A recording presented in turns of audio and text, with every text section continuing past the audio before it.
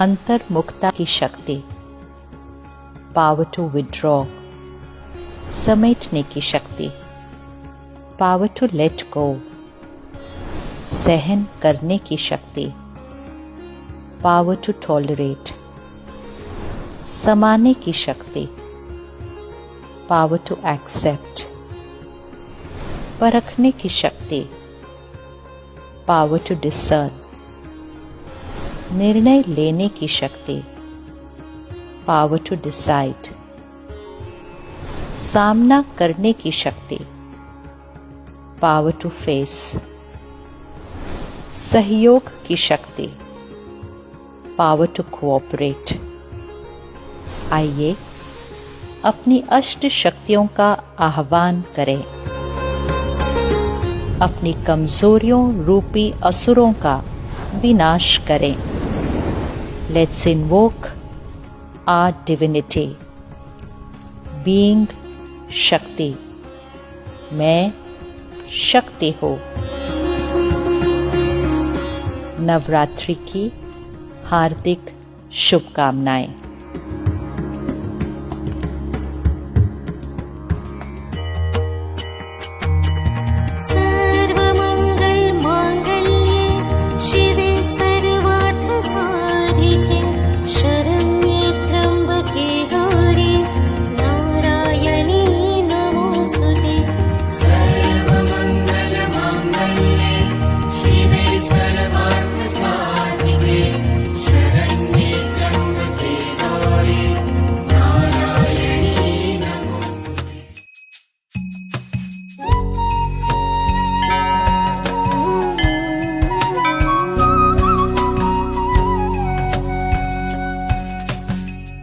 श्रीचक्रराज सिंहासनेश्वरी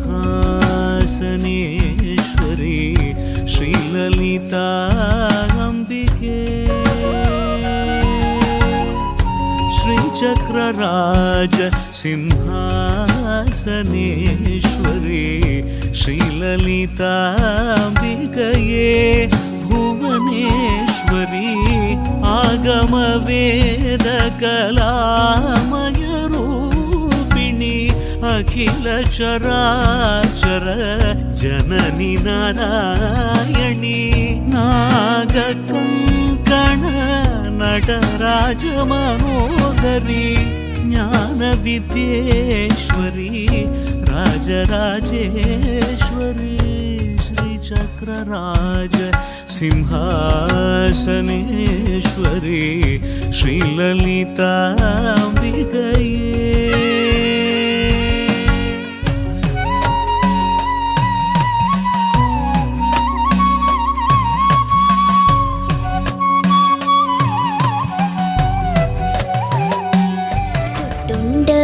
പാട്ടുണ്ട് പാട്ടിൽ നിറയെ അമ്മയുണ്ട് കൊല്ലൂരിൽ വാഴുന്ന ദേവി മൂകാംബിക കഷ്ടകാലങ്ങളിൽ കൂട്ടുണ്ട്.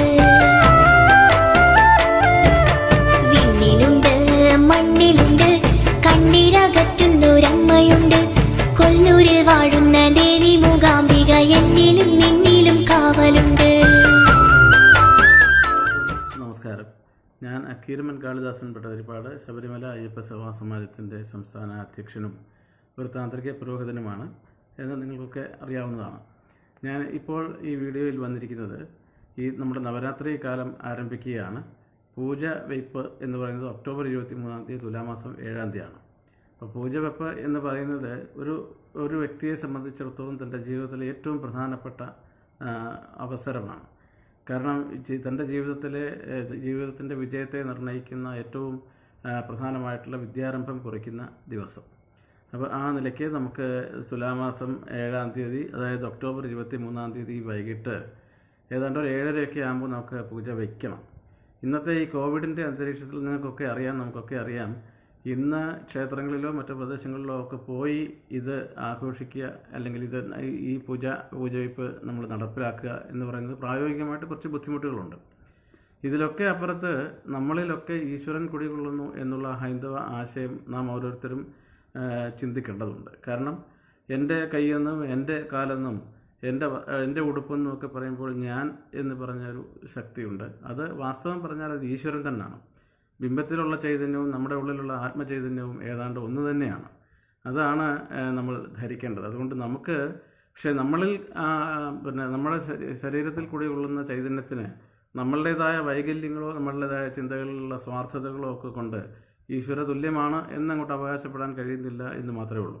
ഞാൻ പറയാൻ ശ്രമിച്ചത് എന്താണെന്ന് വെച്ചാൽ നമ്മുടെ ഉള്ളിലുള്ള ഈശ്വര ചൈതന്യത്തെ നമ്മൾ തിരിച്ചറിയണം. അതുതന്നെയാണ് ഹൈന്ദവ ആചാരങ്ങളുടെ ആകത്തുക. അപ്പോൾ ഏറ്റവും പ്രധാനപ്പെട്ട ഈ വിദ്യാരംഭം എന്ന് വെച്ചാൽ ഒരു കുട്ടിക്ക് അറിവ്, ചിന്തകൾ, വീണ്ടും വിചാരങ്ങൾ ഇതൊക്കെ ഉണ്ടാക്കി കൊടുക്കുന്ന അല്ലെങ്കിൽ ഇതൊക്കെ നടപടിയിലേക്കാക്കുന്നതിൻ്റെ ഏറ്റവും പ്രധാന ദിവസമാണ് ഈ പൂജവയ്പ്പ് എന്ന് പറയുന്നത്.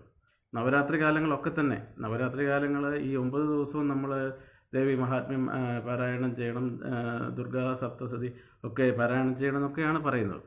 അല്ല, ഇപ്പം ഈ വർഷം നമുക്ക് ഈ 3 ദിവസമായിട്ട് വിദ്യാരംഭത്തിൻ്റെ അന്നോടുകൂടി നമുക്ക് ഒരു പുതിയ സമീപനം നമുക്ക് കുറിക്കേണ്ടതുണ്ട്.